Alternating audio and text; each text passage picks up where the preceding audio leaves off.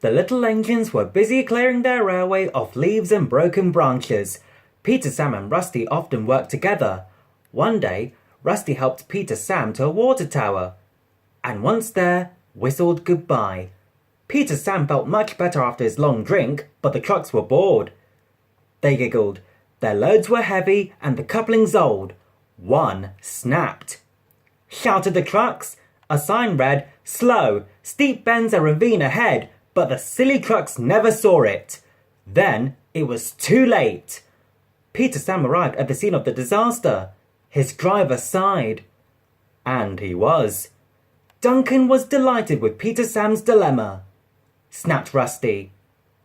Rusty said, replied Duncan, and he puffed away.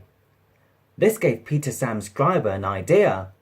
The next day, he spoke to Duncan's driver and fireman, who agreed. They said, Duncan had to take coal trucks to the slate mines, and then bring slate trucks back. Duncan's driver decided as part of the plan to cross the old iron bridge. Snorted Duncan. But all the same, he kept thinking about Rusty's story. When dusk fell, he was keen to leave. His driver replied. He could see their plan was working because Duncan was nervous. When night fell, they set off.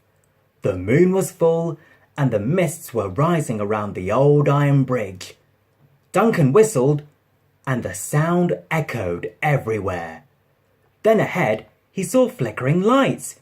His driver knew they were only little insects that shine brightly at night, but to Duncan, they looked like an engine.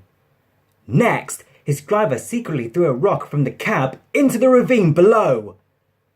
When Duncan reached the safety of his shed, he closed his eyes tightly. Laughed his driver. Wailed Duncan, and refused to open his eyes. He did, though, when he thought his driver wasn't looking, just to make sure that he was still there.